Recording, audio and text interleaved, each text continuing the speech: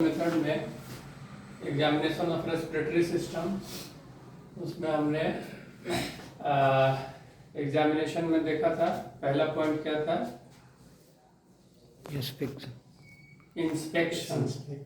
दूसरा point palpation. तीसरा point percussion और चौथा पॉइंट अस्कल्टेशन।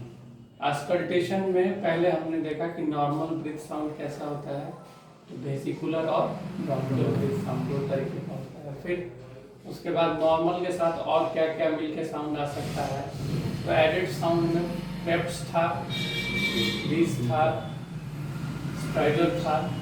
अब आज हम लोग जानेंगे प्लूरल रब। तो जो फेफड़े की झिल्ली है, इसमें अगर किसी वजह से सूजन हो जाए तो ये झिल्लियाँ आपस में रगड़ खाने लगती हैं। एक्चुअली में ये दो झिल्ली होती है, पैराइटल प्लूरा और विसरल प्लूरा। एक ही झिल्ली नहीं होता है, दो झिल्ली होता है। तो ये पैराइटल और विसरल प्लूरा आपस में रगड़ खाता है, तो उसकी वजह से ये प्लूरल रब हमको मिलता है। ये कुछ क्रेप्स की तरह का साउंड होता है, खड़खड़ाहट लिए हुए, लेकिन क्रेप्स से इसमें थोड़ा सा अंतर होता है। क्रेप्स में खांसने पे आवाज बदल जाती है, क्रेप्स की आवाज चेंज हो जाती है, लेकिन खांसी, इसको पेशेंट को बोला जाएगा कि खांसी है, तो खांसने पे भी जो इसका साउंड है वो चेंज नहीं होगा। ये बेसिक अंतर है। ये भी खड़खड़ाहट वाला साउंड होता है, स्क्रैची साउंड। और गहरा सांस लेगा पेशेंट या डायफ्राम को अगर दबाया जाएगा तो प्लूरल रब का जो आवाज की तीव्रता है वो बढ़ जाएगा।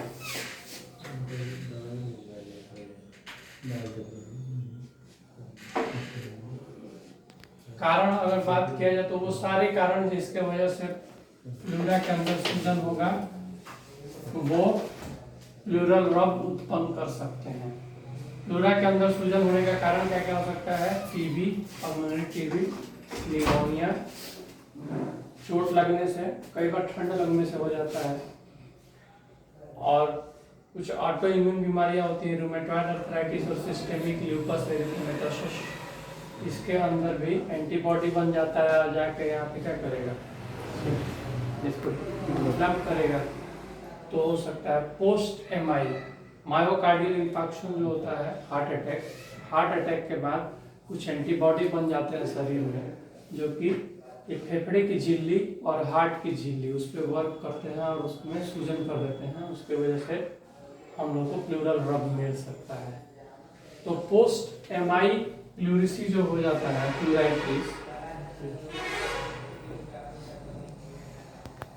इसको हम लोग एक टर्म देते हैं ड्रेसलर सिंड्रोम। मतलब जो प्लूराइटिस मायोकार्डियल इंफार्क्शन के बाद होता है, इसको ड्रेसलर सिंड्रोम कहा जाता है।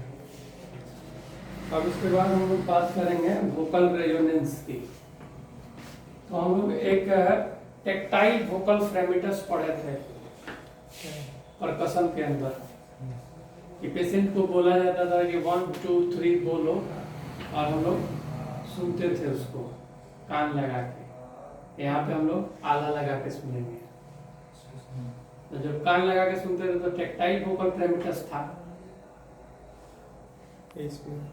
और यहाँ पे आला से सुनेंगे तो इसको वोकल रेजोनेंस कहा जाता है। तो इसके अंदर क्या होता है, पेशेंट को बोला जाएगा 111 या 999 बोलने के लिए, और उसके बाद हम लोग आला लगा के एक तरफ के छाती की आवाज को दूसरे तरफ की छाती की आवाज से कंपेयर करते हैं। तो ये हम लोग वोकल रेजोनेंस उसी पेशेंट का करते हैं जिसका टेक्टाइल वोकल फ्रेमिटस प्रेजेंट हो परकशन के दौरान।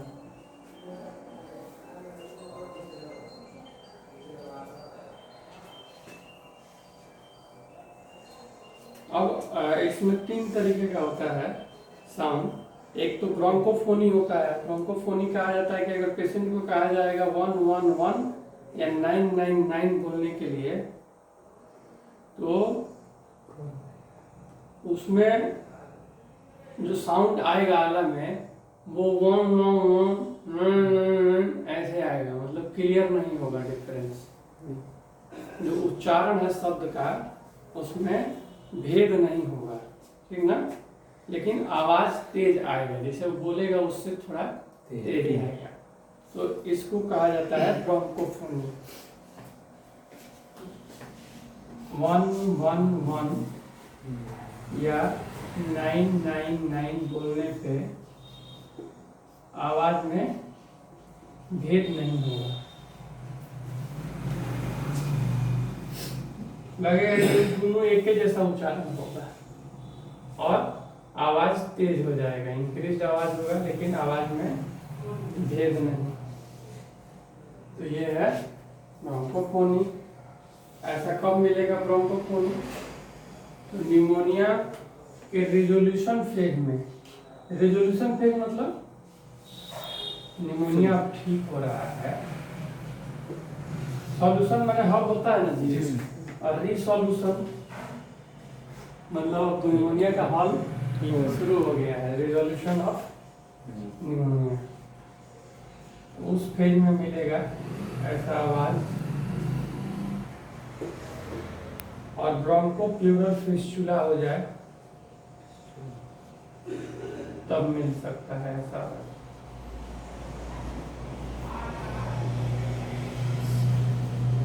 ब्रोंकोप्लूरल फिस्टुला बताए थे कि यहाँ एक घाव बना और ये प्लूरस से कनेक्ट हो गया, एयर डायरेक्टली यूज करेगा इसमें तो भी ऐसी साउंड आएगी। उसके बाद हो सकता है कि पेशेंट 111 और 99 बोले तो ऐसा लगे कि नाक से बोल रहा है, ठीक है, नकिया बोल रहा है, आला लगा के सुनने पे। और इसके साथ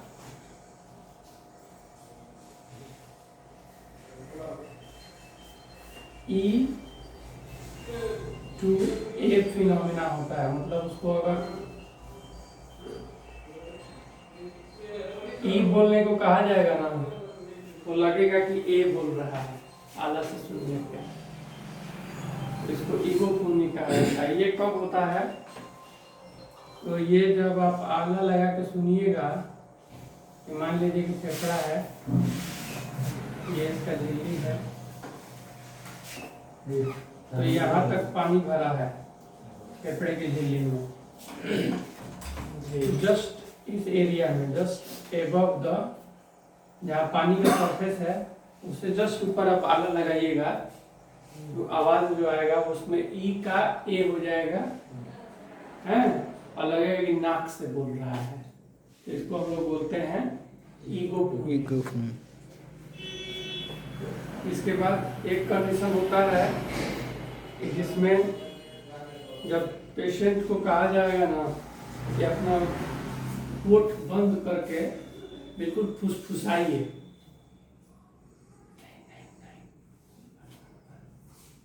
और उसके बाद उस आला लगा के सुना जाएगा तो एकदम तेज आवाज आएगा और क्लियर आएगा 111999। तो क्लियर आवाज तेज मैंने फुसफुसाने पर